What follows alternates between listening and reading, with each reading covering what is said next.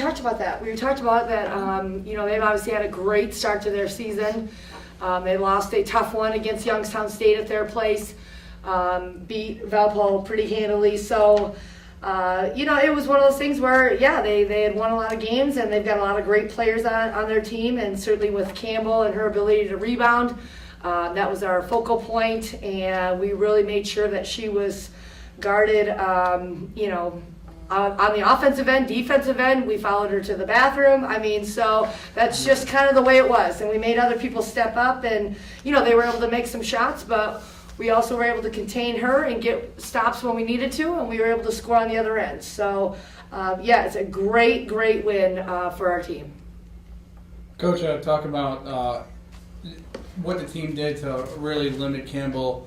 Inside scoring. She still ended up with the rebounds. She's just athletic. That's what's going to happen.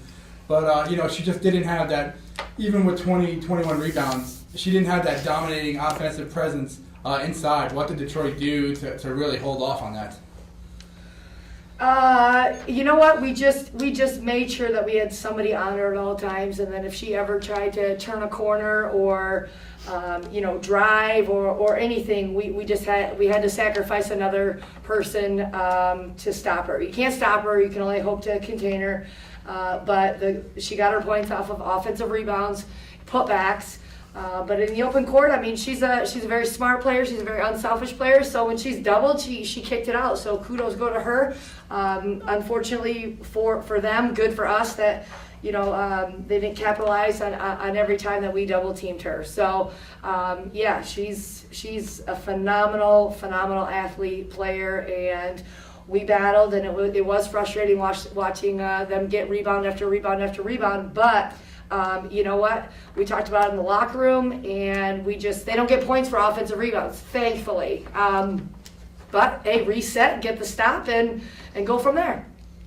Does that concern you, though, too, Coach, being out-rebounded like you were today, though? For going forward, does that concern you at all? Yes. It should, I would imagine, yeah. It's tough. We got to make sure that we're a little bit more physical and that we get position, and we just have that awareness. We've got to address it, and you know what we do? We address it all the time. But you know what? Sometimes you just get certain kind of mismatches. There's ball screens. People are switching all over the place, and you can't dictate all the time who's going to be on that person blocking out. Ellisha, talk about for you. You have scored in double digits 4 straight games.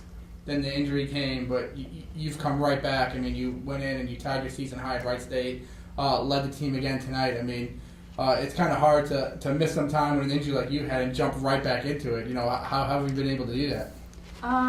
Encouragement from my teammates, confidence from my coaches, just get back into it, work your way in, encouragement from my coaches everywhere around. So it's definitely from that. And it's my last year, so I don't have time to waste. Ellisha, what do you think about how when Chicago went down to 65-61 and you had key 3-pointers from yourself and Rosie, and Haley came out with a defensive stand, how did you feel about the character of this team coming out tonight? Yeah, I think sometimes we forget this is a kind of a new team. Only a few of us have actually played, and to have that poise and that confidence that we can do this, even though it was a tight, close game, I think it brought confidence to us ourselves that we are a good team, and showed everyone else that too. Now, how about playing Haley, Rosie, and Ellisha all 38 minutes tonight? Is that going to be something that you do going forward as well, playing them as many minutes as you did tonight, all 3 of those? I think by now, these kids get used to playing. I know back when I played, I was a 35-minute kid myself, and we practice, we go through things, we walk through stuff, and they get their rest at that time. But the adrenaline is what pushes you over. Yes, we'd like to give some breathers here and there to get them off maybe before timeouts, but you know what? They pick their spots to rest, hopefully not on the defensive end. But you know what? We take timeouts when we need to. But if you look around the conference, there's every team really kind of stays a little bit close to the vest with about 8 players, and we see that with Cleveland State, we see that with Wright State. So because right now it's serious business, and we had some great minutes from kids off our bench like Lariah Stevens, Brianne Cohen did an awesome job. So that's exactly what we're looking for, to insert those kids in spots, and they were great. They were great. So, I mean, these guys just got to make sure that, they're getting plenty of rest and they're eating well. And you know what? It's 2 months. It's 2 months. That's it, period. And you're playing the game that you love. And like I said, I think you totally fuel off that adrenaline, that game type atmosphere. So I'm not concerned about it. I think they're doing a great job, and I'm very pleased. Now, was the win today an upset, though? Ellisha, what do you think? Was it an upset, actually? Would you call it that? I think from this, I mean, everyone voted us 9th in the conference. So, yep. Exactly. Do you like that? I mean, do you like having that underdog effect? I mean, you guys played very loose tonight. I think it kind of almost takes the pressure off of us a little bit. Like, I mean, we hate that we were voted 9th, obviously, but I mean, like, it's like we're the underdogs, so we don't have anything to like worry about. Like, if we win, it's great. If we lose, that's what they expected. But we want to take that and be like, this is us, and we're gonna win, even though you guys, no one else believes in us, kind of thing. So. And now, as last year's WBI champs, did it mean more to you as well this game because of that factor? Yeah, it was awesome. I mean, win any win is just great. So. Coach, was it an upset, actually? Would you call it that? To win this game tonight? Well, you know what? We have our own feelings about our own teammates and what we're capable of doing. I mean, we've seen some great halves. We've seen some great games.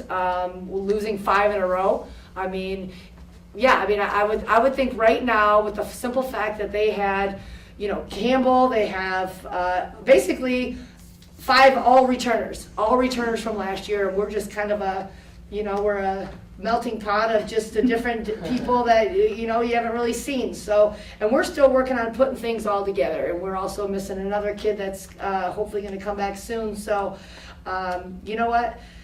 For it to be an upset, yeah, I'll say it's an upset, definitely, because I'm pretty sure they thought they were going to come in and win. Mm-hmm. Coach, last question is for you. I don't know if you realize this. The Horizon League Fall Academic Honor Roll came out today. Came out pretty late in the afternoon. I didn't have a chance to talk to you about it. Women's basketball actually led all 9 Horizon League institutions with 7 members on the honor roll. So I know, this is a big one tonight. You want to get that going in the right direction. The team is definitely doing their work off the court. Talk about that commitment to academics, and Ellisha is sitting right next to you. She was on that academic honor roll. Talk about that commitment that Teton makes, on the floor practicing, working hard, as well as off the court. I tell you what, these gals are fully dedicated, committed. I mean, the majors that we have, we're talking about biology, we're talking about dentistry, we're talking about, Lish, what are you, social work, my dear? Okay. Business. I mean, we have probably the smartest team that we have ever had. I mean, it forces us to practice at 6 a.m. because of the constraints as far as the academic goes, but we've always told our kids, you know what? The academic side of it is what you make of it. And so these guys are extremely, extremely committed to their studies, and I'm very proud of them for that. And, just to have that many and to actually lead it, which it hasn't been that way in years past. So I would say the one thing I can tell you, with that commitment and dedication, I think there's a serious correlation between both on the court and off the court. So they bring that high IQ to the court, and I think that's what you're saying.